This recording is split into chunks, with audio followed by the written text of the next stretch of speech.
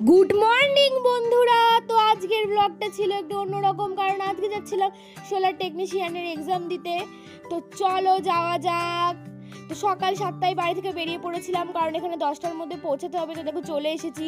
তো এই জায়গাটার নাম ছিল ফালতু গর্ত। কুলগাছি থেকে অটো ধরে চলে এসেছিলাম। তো এই দেখো এখন হাঁটছি, কারণ ঘড়িতে এখন বেজে গেছিল 9:56। আসতে প্রায় 2 ঘন্টা লেগে গেছে। কি আর বলবো, এরকমই লাগে। তার মধ্যে অটো তো এত লেট থাকে, মানে দাঁড়িয়ে দাঁড়িয়ে অটো পাওয়া যায় না। তো টাইমে অটো। তো অবশেষে আমরা আসলাম। তো চলো এবার স্যারদের ঘরে চলে এসেছি, স্যারদের সাথে একটু গল্প করছিলাম। তারপর এখানে বায়োমেট্রিক দিয়ে সাইন করে চলে আসছিলাম ক্লাসরুমে। তো স্যারেরা বললো তোমরা যে যার ক্লাসরুমে গিয়ে বসো, যিনারা এখনো পরীক্ষা নেবেন ওরা এখনো আসছে, হাঁসখালিতে আছে। তো এই দেখো ক্লাসরুমে চলে যাচ্ছে। এটা ছিল আমাদের ল্যাব ঘর। তো এই যে ওখানে সোনালি প্যানেল, তো এটা ছিল আমাদের ছোট ল্যাব। আর ওইদিকের বিল্ডিংয়ে ছিল হচ্ছে বড় ল্যাব। তো এই দেখো আমাদের ক্লাসরুমে 2-1 জন চলে এসেছিলো এখনো। হ্যাঁ, অনেকেই এসেছে, সবাই নিচে আছে, স্যারদের সাথে কথা বলছে।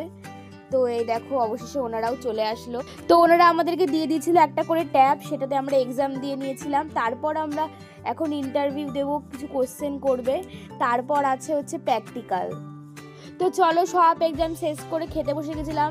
এখন বাজে 3টে। তো পেটে খিদেও পেয়ে গেছে। তো এখান থেকে খেতে দিয়েছিল আমাদের শেষ দিন বলে ডাল, মাছ, আলু সিদ্ধ, শাক ভাজা, কলা ভাজা। তো আমি খাইনি, কারণ আমার নিরামিষ ছিল। তো আমি বাড়ি থেকে ফ্রাইড রাইস আর আলুর দম নিয়েছিলাম টিফিনে।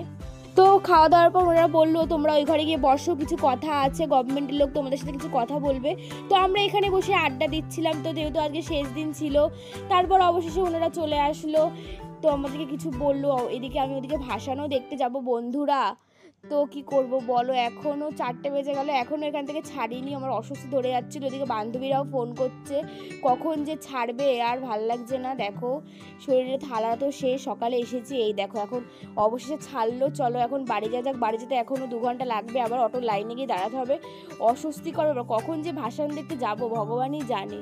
তো চলো এই দেখো সূর্যও ডুবে যাচ্ছে, সূর্যি মামা আস্তে আস্তে। তো এখন প্রায় বাজে 4:40 মতো। দেখো সূর্যি মামা ডুবে যাচ্ছে, দেখো সূর্যটা কি সুন্দর লাগছে।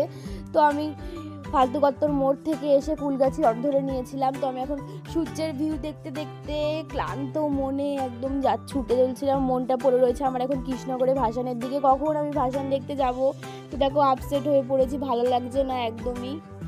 তো চলো কখন অবশ্যই আমরা কুলগাছিও চলে আসলাম।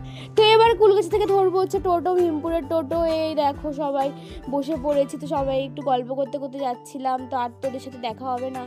তো অবশেষে বাড়ি চলে আসলাম বন্ধুরা। চলো টাটা, এবার রেডি হবো, ওদের ভাষণ দেখতে যাবো।